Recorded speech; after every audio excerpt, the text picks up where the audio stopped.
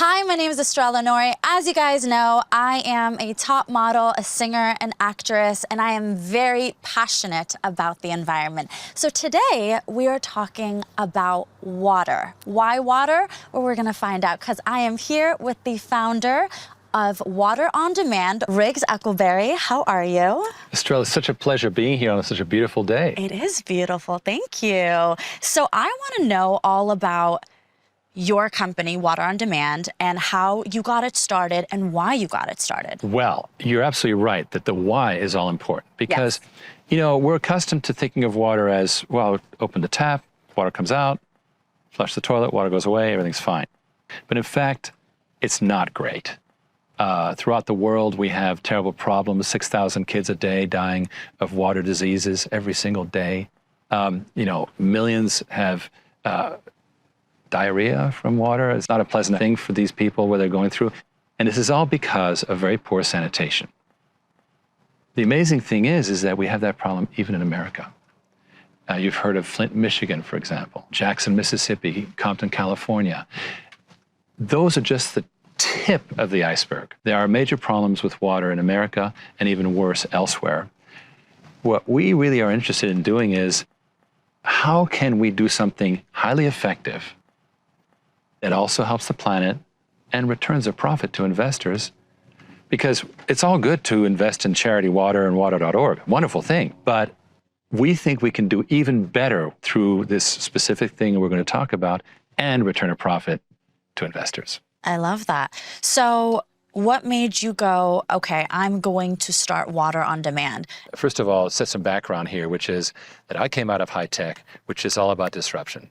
We saw how Uber disrupted the taxi industry, Airbnb disrupted hotels. Well, who's going to disrupt water and why? Water is this big, slow-moving giant that is not really doing its job.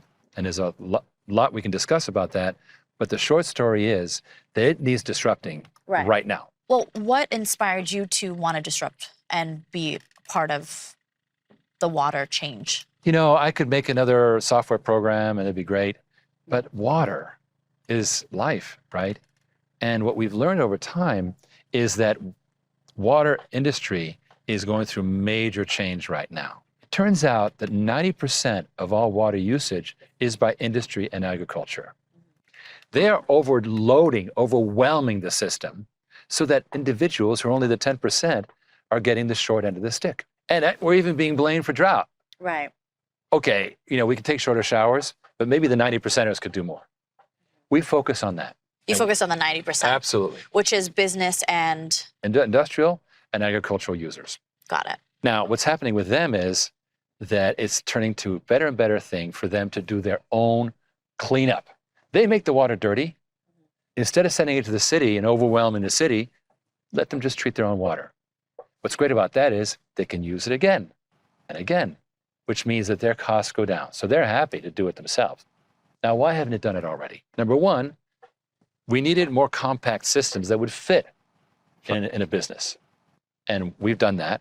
In 2018, my company, Origin Clear, which has been a public company for some time, built this business that creates these water systems in a box, we call it. Modular Water Systems is the brand, and it's doing fantastically. But there was still a problem because what we found out, especially during COVID when everything was going nuts, is that businesses needed help with money. If you're asking a brewery to invest in wastewater systems, they're like, I'm sorry, I'm funded to make beer. Where am I going to find $1 million to clean the water? I thought that was the city's job. So we realized that the way to really accelerate this is to make it a no-brainer.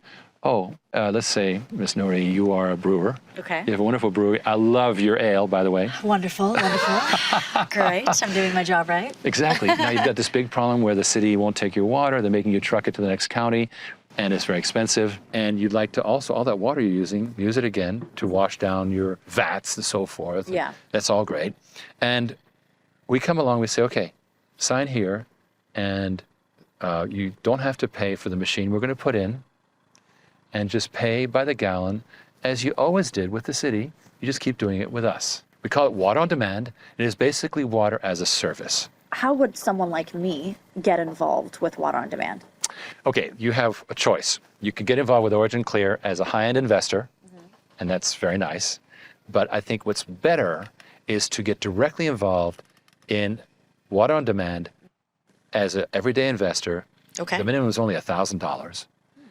It's early. Water is a stable commodity. Water doesn't go through ups and downs. It's early in water on demand's life, so your opportunity is the greatest. When you say that, what do you mean? We launched water on demand in late 2021. So it was just the beginning of it. Now it's gotten more and more capital. We're starting to get our first pilot projects, and we're also starting to do some acquisitions, buying other companies. So this is the time when it's all coming together to invest a small amount of money, nothing that'll hurt you, and have potentially an excellent return. And by doing it now versus later, you'll have helped us at a critical time when we have to build the systems, we have to accumulate the capital to pay for these systems, and also acquire the companies to make our job more effective.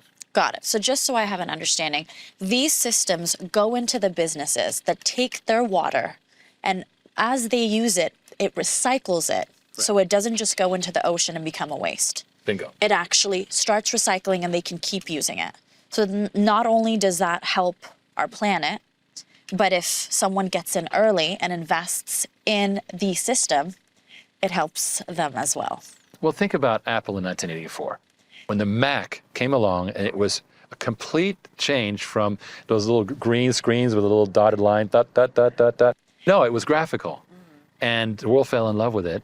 And people who invested in 1984 in Apple did very well. Same thing with cell phones. Landlines became cell phones. So anytime you have a major shift, it's good to get in. And you should get in to the extent that it's something you can do easily. And also, you want to get in early because what's the problem in the stock market today? It's crashing. Why? Because these stocks have already gone up.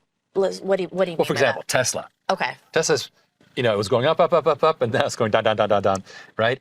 And why? Because there's been so much investment already. But if you can get into something early. Like in the beginning. Exactly. I see. Early in the cycle. The time to invest in a market is when all the existing stuff is just crashing down. You go, okay, let's invest in the baby. Right. Let's not go with the middle-aged guy. Let's invest in the baby. Got it. There's so much life ahead of it. Right. So much growth. Now, water has not been an asset that people can invest in. Sure, they can buy bonds, which are basically a kind of a loan, or they can invest in, buy stock in big water companies, but they don't grow very fast. They don't. Why? Because they've been around forever. This is a new thing which solves the whole financing problem for people needing a water treatment system and enables this great new technology to go in. And so potentially thousands, tens of thousands of businesses are going to jump on the bandwagon, use that, and we're going to expand our network. And we will have dramatically changed the water industry. And guess what? Others will follow, no question. Okay. Now, when others follow, does that impact people's investments? Well, it's always good. For example, Windows followed Mac. Did it hurt Mac? Not really. Apple remained super strong because they kept inventing.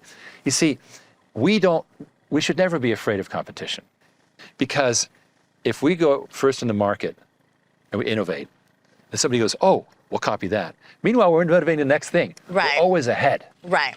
For example, one of our ideas is to create a very standardized world market for water based on each gallon being paid for in this water as a service, right? It's happening in the US, it's happening in Latin America, it's happening in East Asia, South Africa, India, London, everywhere. So we will have, eventually, our plan is to have water on demand centers through partnerships that do the same thing we're doing here, but elsewhere. So we'll continue to expand, and then we'll knit it all together into a market that is standardized for water as an asset. And water hasn't been an asset before. Right, because it's been governmental. Yeah, you can buy water rights. It's a very small market, but the actual business of treating water is not very open. And it shows in the stats. Do you know that it's $1 trillion industry, water treatment in the world. But it only treats 20% of the dirty water. The remaining 80% is thrown away, dirty. Wow. England, they only have 14% of the rivers in England are clean. It's a scandal. Now in Israel, 90% of the water is recycled. But in America, it's not the same. It is not the same at all. Why is that? Well, okay, you have to recognize that the older an infrastructure is, you kind of fall behind. Look at what happened with America going to cell phones and Africa going to cell phones. Well, Africa went straight from nothing to cell phones. They didn't do landlines at all. They didn't string wires everywhere. They just had towers. So we were actually delayed in our rollout of cell phones in America because we already had landlines for the longest time. Similar thing with energy. Energy, we have a whole structure that's very old, and it's getting in our way. Water is the same way. The water industry, which is governmental mostly, takes your dirty water, cleans it once, throws it in the ocean, which means no recycling. Whereas Israel invested later, they have a more modern water system, and so it's got the recycling built in. Also, they live in a desert, and they recognize that they probably should have more efficiency. And we need to start thinking the same way. How come we're in a desert here, we're only doing 1% recycling? Right. It's crazy. And the rest of it is just going into the ocean? Right, or into the groundwater, right? So it's either being injected into what's called the aquifer, which means the groundwater, or rivers, the ocean. In many countries, it's thrown away dirty. In America, we do a better job, but still we have a lot of dirty water being dumped, let me tell you. Okay. It's not a pretty picture. Right. So we have to do a better job. And the other thing is we need justice for everyday people. I like to say, it's a bit corny, but free the water.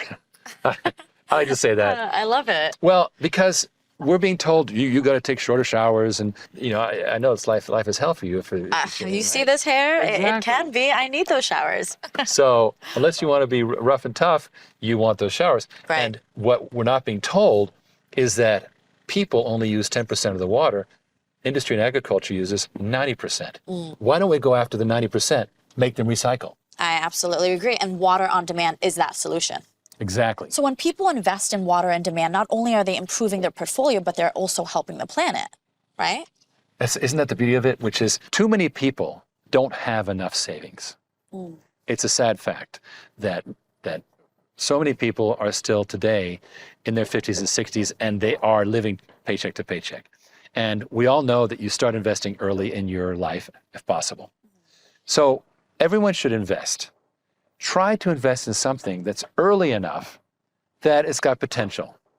It's got potential for multiples, as opposed to just going up a little bit, like it could go hockey stick, right? Right. Now, nobody's guaranteeing that stuff. Nobody guarantees stocks. But if you do your homework and you say, okay, good concept, big need, really helps the planet, and it's early on in the investing cycle. What about people that are skeptical or, they're just scared because the market is crashing? I know you said that it is in an early phase, so that is the time to invest. But to the people that are not sure, what would you tell them? What we like people to do is start small.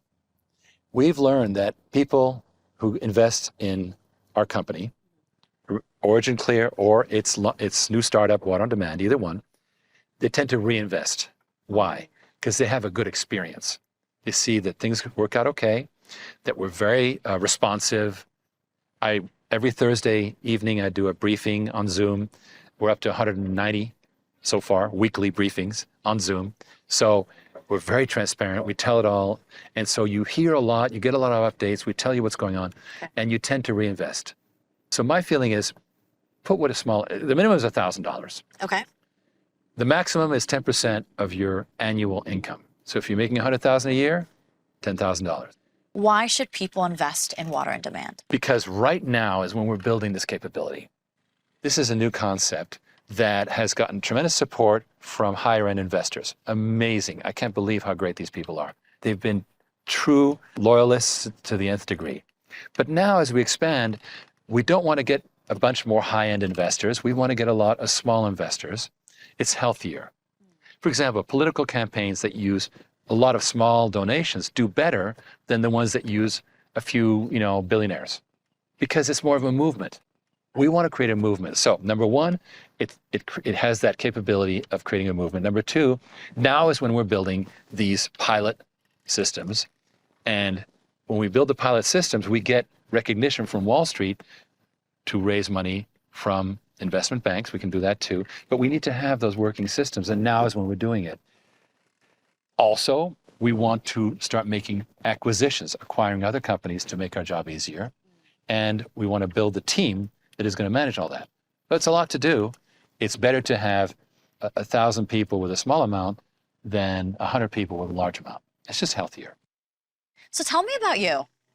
Well, thank you. But, I have this unique mix of really eclectic background that I think it really helps me today to tackle this monster challenge, which is this water industry. I was raised internationally, so I have no home, which is kind of cool in that way. I think of myself more as a world person. Then I went on to be in the nonprofit space, which means I got paid nothing for working like crazy.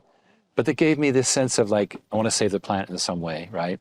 Then I got involved in high tech, which I loved. It was so fast moving. And to this day, I have this disruptive feeling about how you can really change anything with technology, right? And throughout it all, it's been about water. I've been a professional sailor. I'm an addict for skiing, and we are going to have to get on the slopes. You know it. You know it. I would love to. Right? I would love to. Yes, absolutely. So water is just my playground. And it's high time that we actually do something about our playgrounds, make sure we have them in years to come. My son is turning 25.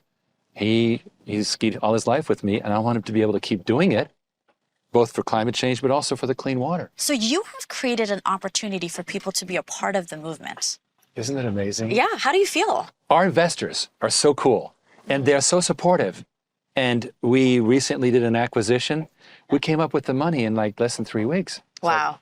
My gosh. I needed to hear all this and sit down with you, and I'm hoping that it does help my followers out there as well, because sometimes you just don't know what to do with your money. You work hard, you want to make the right investments, and you want to make it in a place where you feel safe and it makes sense. So thank you for allowing me to be a part of the movement, the change, and the investment opportunity. And remember, water benefits us all. I'm sold. I've been sold. This has been so informative. I hope it not only changes the planet, but also changes people's lives. This really, for me, drives a mission that I've been doing for several years, where we can really make change happen in a completely new asset, which is water. How cool is that? I love it. Thank you for building that opportunity, allowing people to be a part of the movement, as well as myself. It's been very, very informative, and I just really appreciate this. So thank you. Well, my pleasure, because you've made it common sense to people, and we can't be too geeky. And I love it that you've made it accessible. So thank you. Thank you. I appreciate it.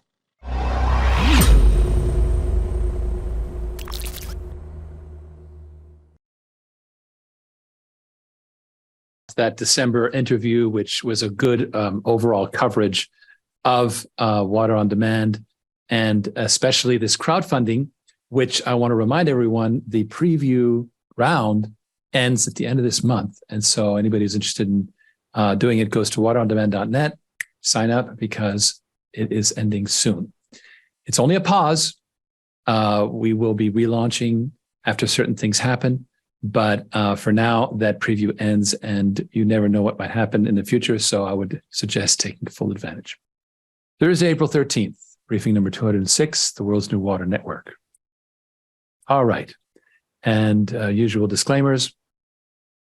Interesting facts. Countries with the cleanest water. Well, this is, now Austria, Finland, Greece, and Iceland, really all European countries. So Europe does a very good job with clean water. And I've experienced that myself. I've been amazed how clean the water is in those countries. But there's another side which is not so great. And Tom Liako says, thanks for showing the video again. All right, plastics, and cover a story which is pretty shocking. Here we go. So Joe Rogan was discussing this. Number one is China. By a wide margin. By a wide margin. Wow. Countries polluting the oceans the most, annual metric tons of mismanaged plastic waste and total amount ending up in global waters. I like how in New York, when you get a soda, even at a little, little 7-Eleven type place, they offer you a straw. Yeah. It's one of the last civilized things in life to be offered a straw. You know what I saw? There's a chart. See if you could find this of, you know how we're supposed to be not using plastic straws anymore because turtles are dying. People give you plastic, they give you paper straws. I remember the 6-pack container, those plastic things, and you see the seagull thing around. Yeah, like the turtle where it like constricted his shell. Have you ever seen that one? Yeah. Like it got around a turtle when he was little, and as he grew, the shell became like an hourglass. It was really gross. But there was this chart of the countries in the world that pollute the ocean the most, and it's fucking stunning. And if we stop using plastic straws, we're not going to put a fucking dent in it unless they do.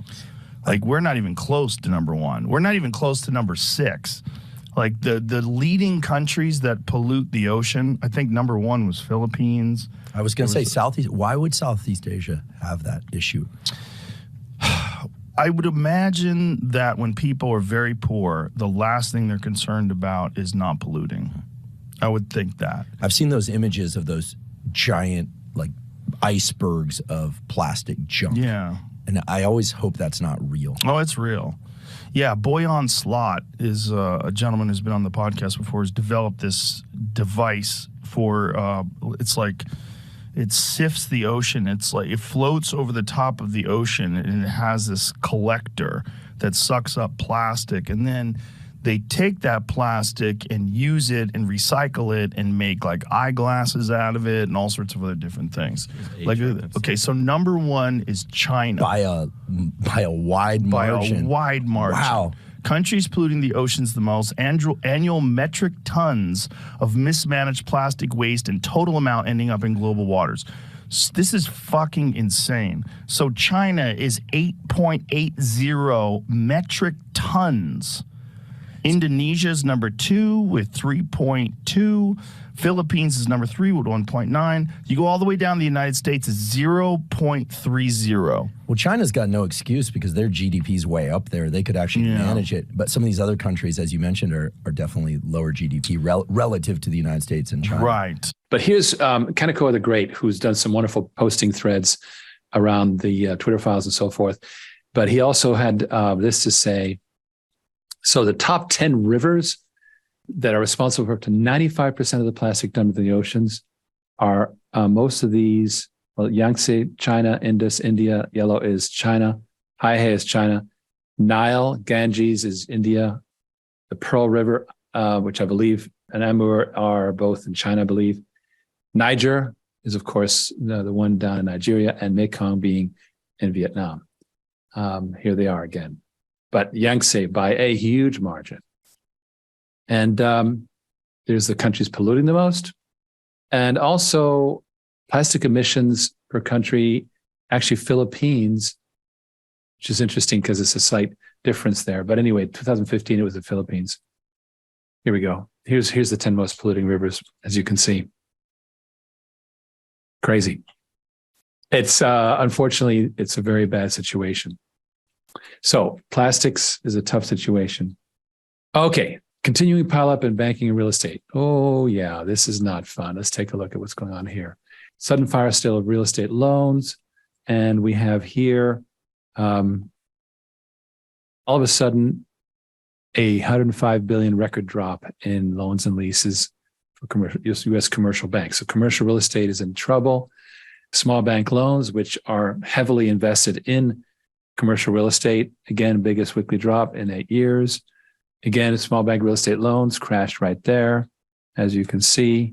So we have what you might say in Kevin Spacey's margin call quote, "This is what the beginning of a fire sale looks like." So again, we've been warning about real estate for some time. Parts of real estate are in good shape, but other parts are in deep trouble. So with that, I'm going to continue because there's not much more that I can say about that. Only that, I keep saying that I believe that real estate, that all assets are overdone, and it's good to get into a fresh asset as we are. We were in the news. We were quoted. Apparently, I'm an expert in under-sink water filters. Made some nice comments. This is useful stuff. It gets me out there. How to choose the best under-sink water filter. And I always recommend people to the Environmental Working Group tap water database to see what contamination they get. And then this is a big deal. Why does my water bill keep going up? That's a big deal for people. Well, why does it go up? Inflation, obviously, changing environment. Really, what you need to think about is, why is it costing more? And you should look at fixing leaks. Leaks are a big deal. And eventually you could get into a recycling system, which we don't do a lot of in the United States. Australia, a few years ago, Australia invested in lots of these, and it was very, very useful for them. U.S. News and World Report, 50.8 million circulation, climate change and resource scarcity. We got quoted there. Climate change can lead to phenomena like altered precipitation patterns, droughts, but also, as we've seen, a lot of floods. Here we are on Fox 5 being interviewed. Let's take a listen. The problem closer to home than people realize. Queen City News reporter Sydney Heiberger tells us why Mecklenburg County officials have previously been concerned about lead levels in school drinking water. CMS voluntarily tested the drinking water in nearly 90 schools just a few years ago, and they found high levels of lead in 46% of them. A new report by Environment America Research and Policy Center gives North Carolina a C- when it comes to protecting kids' drinking water in schools. The older the water system, the more lead there is, unfortunately. And you can't solve it by changing the pipes. It's too late. Though North Carolina only requires schools to test their drinking water one time, CMS voluntarily tested their water about 5 years ago. They found 41 of 89 schools had lead levels above the hazard threshold. According to their website, CMS either permanently took those consumption points out of service or repaired and retested them. Learning disabilities, of course, nervous system damage, impaired hearing, stunted growth, issues with blood cells. According to the EPA, there's no safe level for lead. North Carolina announced they'll use $150 million of their COVID money to test the drinking water in more than 3,000 schools around the state over the next 3 years. If high levels of lead are found, water experts say installing filtration systems is one of the best ways schools can keep kids safe. But sometimes the smartest thing, they say, is to try to avoid contaminated systems altogether. Parents should provide their kids with a filtration bottle and educate their kids to drink from that, and the kid will be fine. When CMS did their water testing in 2017 and 2018, the state hazard threshold was 15 parts per billion. Since then, North Carolina lawmakers have lowered that lead threshold to 10 parts per billion, but some water experts say they won't be satisfied until that number is at 1. Guys? All right, Sydney, thank you. People with flights to Florida can expect some delays if you're going into Fort Lauderdale. The airport will remain closed today until... In fact, I'll be covering that Fort Lauderdale story shortly. Call it what you will, call it climate change, but it is a major big deal, and we'll be talking about it. Acquisition news, Water on Demand. Now, there's very little I can say about this, so I'm just going to go ahead and recap the announcements. Back in November 7th, we retained a law firm to explore a potential business combination with a NASDAQ-listed special purpose acquisition corporation, which is basically these things are funded to acquire companies. December 29th, we actually, quote, became the sponsor of a SPAC called the Fortune Rise Acquisition Corporation. On January 5th, we executed a letter of intent with this corporation under which Fortune Rise would acquire Water on Demand, Inc. It is not binding, and this is only intended to guide good faith negotiations. February 7th, we deposited funds to extend the period of time to consummate this business combination until May 5th. And in the annual report, which came out today from Fortune Rise, it basically stated that the stockholders voted to approve an amendment to extend the period of time of the company all the way up to 6 times up to November 5th. And so that has occurred. And there's also been some redemptions of the funds, which is expected. So in sum, we have another 6 months after May 5th in which to complete the merger. All right. I told you about this Fort Lauderdale 1,000-year flood, 25 plus inches. Here's USA Today reporting about it. Let's take a look. Aerial footage showing residents in Fort Lauderdale being rescued after torrential rain. Video posted to social media shows the severity of the downpour. Here, a pedestrian is seen swimming in a flooded street to safety. Estimate, we've had areas and pockets of our communities with surplus of 4 to 5 feet, roads that are simply impassable. Preliminary reports showed about 64 centimeters of rain had fallen in Fort Lauderdale, making it a 1 in 1,000-year weather event, according to the National Weather Service. I've never seen this volume of water, and I've seen Katrina, I've seen many more hurricanes, and I've never seen this. I've had the car stall in water before, and so I'm just like, I'll just hang out. I've only lived in Florida for a couple years, so this is completely shocking to me. Fort Lauderdale Hollywood International Airport had to shut down Wednesday evening, canceling nearly 400 inbound and outbound flights. Officials say it would likely not reopen until 5 a.m. Friday because of the debris and the amount of floodwater. There were over 900 calls for service in our fire department, and 300 of which were assisted by the Broward Sheriff's Office. The 24-hour rain total in Fort Lauderdale is equal to almost 40% of the average for the entire year. More rain and local flooding are being forecasted for Thursday. Weather experts are expecting an additional 5 to 10 centimeters of rain. And while damage so far appears to be extensive, luckily no deaths have been reported. Melissa Nakavali, City News. And joining us now is Fox Weather's Brandy Campbell live at Fort Lauderdale Hollywood International Airport. And Brandy, again, just such an active and scary situation over the last 24 hours.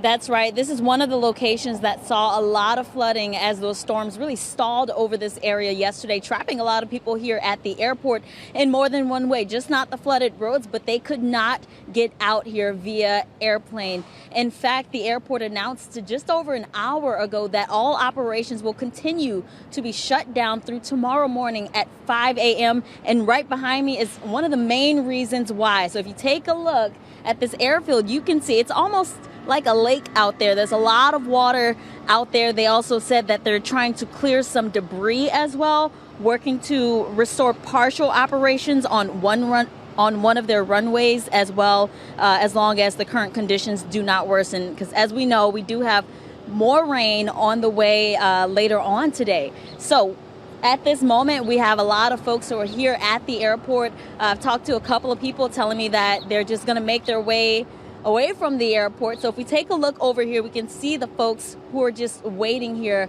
on the second level. This is where people will be coming in to leave the airport. So a lot of people with their luggage ready to leave. Outside of the airport, though, guys, there are still some roads that are impassable or have some flooding.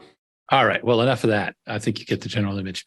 Here's the situation. The reason why I'm showing this is not just to be lurid, but to emphasize that what's happening with water is, on the one hand, we have droughts. On the other hand, we have excess rain. We saw that, of course, in the Pacific West, the west of America, a huge amount of rainfall. And so we have a lot of unbalancing going on. This is stressing water systems even more. And this is adding to the problem that I've been describing with our water infrastructure. So that kind of tells that story. All right. Well, with that, I'm going to ask our panelists to join me and discuss things. Hi, everyone. I thought I would have the lurid story just before our discussion because, of course, it informs what's going on with water risks. And what we're having more and more is the government is having to deal with these water risks increasingly.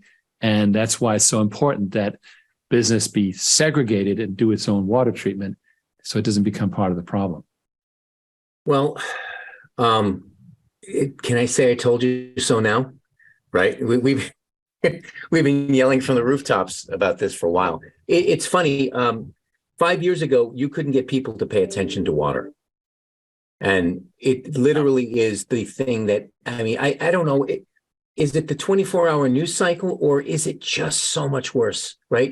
It's hard to know, right? We knew it was really bad years ago, but I don't think the public had really become aware. Mm-hmm. And, you know, the Ohio train wreck, you know, the derailment, that seems to have intensified. Now these water stories are coming faster and more furiously, right? But it's not a surprise to hear that 95% of the pollution comes from one place or a couple of places. It is my goal and ambition that we can expand this idea that we have to international markets, so we could really begin to bend the curve. I understand that's probably phase 3 or 4, right? But like you said, if we cleaned up the main water here in the United States, I mean, we've done a beautiful job for the health and well-being of American citizens, for sure, right? We'll absolutely improve health.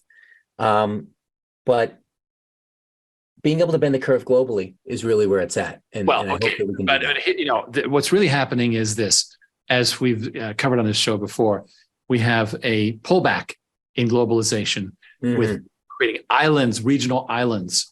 And so America, North America, the combination Canada, US, and Mexico, are going to be doing more and more of their own manufacturing. And our good friend Yamil reported that, who's our partner in Mexico, that there's 1 million square feet of deficit warehouse in the Tijuana Ensenada area, 110% employment, because already all the reshoring is happening at a rapid rate. What's going to happen is we're going to have a lot of factories come back to the US, Mexico, and Canada, and they will be state of the art. They'll be the best. There'll be AI, they'll be automated. And a couple 100-mile supply chains, not 13,000. Right. They will have their own integrated water treatment system, because there won't be time to build giant central plants. That, I believe, is going to be our mission. It's an interesting point. I hadn't thought of that. I was thinking about the so the reshoring of American we'll call it North American manufacturing capability and economic, you know, growth has already begun. We're not talking like that. You know, Stuart Varney's not talking about it yet, right? But I think it was the gentleman Jorge that we met in New York. It said almost an identical comment about the Baja or Mexicali Peninsula. Okay, so it's happening quietly. I didn't think about it. So I was just thinking, oh, how great is that we'll have all this manufacturing capability to be able to address this $1 trillion gaping hole. It didn't occur to me. You're right, because these are not going to be built. They're not going to be able to jam all these businesses into within the reach of the centralized water system, right? It's pretty wonderful, that system we put in that housing project recently, right? So, you know, picture 10,000 of those dotting the land, right? That's where it's at. This is why, and it's funny because you and I have been looking at this really cool company, Boxable, and one thing they've done is they've created assembly line housing, right? And they're basically mother-in-law units that they build like box units, and they're doing a fine job of sort of like, you can erect them in hours. This is the mission of modular water systems, is to do exactly that, is to scale up these, you know, because as these businesses move back into the North American area, they're going to need their water treatment, because municipalities are going to say, sorry, we're overloaded. There's too much. That's already. Yeah, they said their goal was to get to a place in the future where they could do one structure every 3 minutes. Ooh. That seems absolutely bonkers to me. I mean, it's just, you know, you can't build a car in 3 minutes. You know, I just don't see. But I mean, you know, multiple assembly lines. Right. The simplicity of our designs in terms of how the business end of it, what goes on inside, they could be pre-assembled and just literally just popped into these casings. We could have very, very rapid manufacturing capability. And by the what I'm saying is, when I say could, meaning in the very, in the relatively near term. In other words, it's not some far off, Henry Ford fever dream, right? This is something that we now, and dealing with we're fortunately affiliated with and associated with some absolute manufacturing and fabrication rock stars, people who have run plants that have put out 1 million cars in a month, right? So that's now that the world has caught up to our message, so to speak, it's kind of like, well, now we can come along, and they can be like, where were you? Right. And so what Dan earlier has told us is he needs to do acquisitions fast. This is why we are doing this whole business combination thing. There'll be much more news about it. There's going to be a big deal that's going to happen. 2 big deals are going to happen in the coming week. Number one is the filing of our annual report within the standard extension period. And number 2, some very important news relating to modular water systems and water on demand, which I can't get into. So those are 2 major events. The third major event is Ken is going to New York all by himself. Oh, all by yourself? Yeah, I can dress myself. I can comb my own hair. It's I'm pretty precocious. I love it. And I wanted to add to everything. Ken, you came in and you said that spreading the awareness, especially when it comes to water and with everything that's happening right now, we have major success in that area. I've been posting and people have been very, very interested, and they don't know. It's like you said, 5 years ago, you talked about water. They're like, what are you talking about? Now they're like, wait, what? And they're asking questions, and they want to know more, and they want to know links. And it's exciting to see people pay attention, and they're realizing that this is a movement, and we're catching people's Hearts and minds. And minds. Yes. And I'll bet the responses you get are super passionate, right? Super and it's absolutely. So this was kind of like poking the sleeping bear. There was an unconscious kind of subsonic sound going on. People intuitively understood and knew things weren't okay. But we're all running around. Listen, my children are not allowed to drink out of the water fountain in their school. They're not permitted. It's verboten, right? They have to bring the RO water from my house to school, and if they run out, they got to run downstairs to mom, who works in the cafeteria, and she'll give them a bottle of water. Like that's their marching orders, We're not doing that because everything's okay, right? So I think social consciousness has risen to a level where the social consciousness has actually risen to meet our vision, which was kind of happening. It was falling on, when Riggs used to talk about decentralized water, people were like, what? You know what I mean? So, and that was in 2016. It's 2023. It's 7 years, and it's now become, decentralized. Yeah, absolutely. Right. We get asked all the time, why has nobody thought of this before? Because technology's only really made it possible in the last decade. So every now and then, all the roads kind of meet at one point. But what we needed most was for the world to understand that there was a problem. And I think we are well past that. Absolutely. I do agree with that. And I just love that people are going on these platforms and actually talking about it. Love it. Love it. 5 years ago, every business owner I knew about this, but the average person, like you're dealing with the average guy, right? He turns on his water.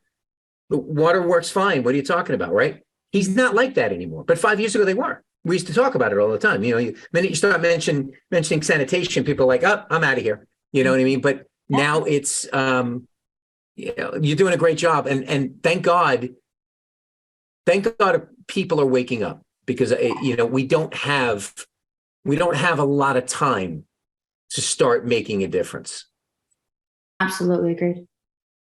Okay, so with that, I'm going to only mention one other thing, and that is that we announced yesterday that we had brought in a specialist in overseeing short selling, because essentially we started to understand that there's short selling going on.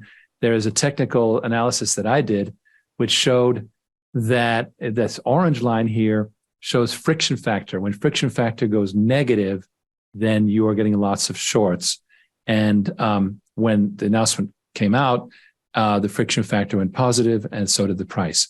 So that's good news. Now, just to explain what's going on here a little bit, we have regulation SHO requires bona fide, which means appropriate market making activities. And here's the thing. The bona fide market making does not include activity that's speculative selling strategies, or is actually where the market maker does not post at or near the best bid. And so a market maker that continually executes short sales away from its posted quotes would generally not be engaging in bona fide market making. The only people who can short a stock on the over-the-counter market is a market maker. We have about a dozen of these.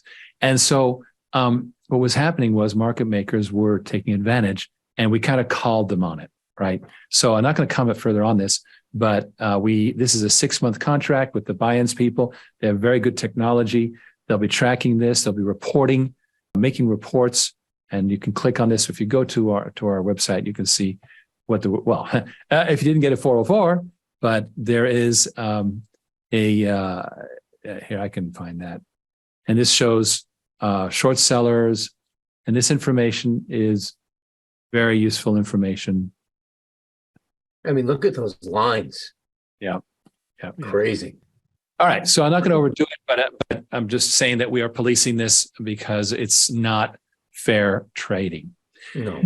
All right. But when I often say, Riggs, I'm almost relieved that it was short selling, because that's technical, it's inorganic, it's not a reflection of the company, and shorts have to cover eventually. If you keep doing the right thing and building a good company and putting out good news, shorts aren't going to remain short. Well, exactly. And there's going to be good news. I didn't say a word. Oh, I'm saying good news is on the way. We love what's happening. And we just didn't want the technical side to be hurting it, which is what this is about. Well, so Estrella, I'm so glad that you're getting lots of really good feedback from your following. That's wonderful. I appreciate the advocacy. And I'm having so much fun right now. This is, you're right, Ken, is like people are like, whoa, yeah, water's in trouble. Oh my gosh. People are getting it. The complacency that I was dealing with, as long ago as 10 years ago, it's vanished. People really know. Yeah. And yes, we know a little bit more and we can't talk about it, but I think people can just feel the vibrations and it just attracts them and it gets them excited as well. So I can't wait until we can talk about it. Cue the Phil Collins song. Go ahead. The what? Cue the Phil. It was before you were even born. I can feel it in the air tonight. Never mind. All right, 80s reference. Estrella's heard. I can feel it in the air tonight, of course. Oh, Lord. I mean, by the way, let's wish Estrella a happy birthday. She just turned 29. I think we did it already, but we'll do it again. Absolutely. Did we do it last week? I think we didn't. You know what? It's all about birthday months. That's I'll take it. Thank you, guys. All right. Thank you, everyone. Stay tuned next week. Yes, Felicia, it is a great song. And that's a woman from my era. She gets it. So, all right, old timers. You know, us young ones, we don't know what you're talking about. Yeah, I know. I got it. But anyway, there's a new company deck that I'll be showing next week that reflects some of the news coming out. I won't be able to discuss it now, obviously, but lots of things are going to happen in the next few days. Stay tuned. I'll be reporting next Thursday. Should be a lot of fun. So everyone, James, right? It's electric. Stay tuned. And yes, James, definitely new Rocky French back in the day at Coachella. That's a whole other story. James Wright hit the 55 milestone Tom Liakos, thank everyone. All right, kids, have a good night. Good night. Good night.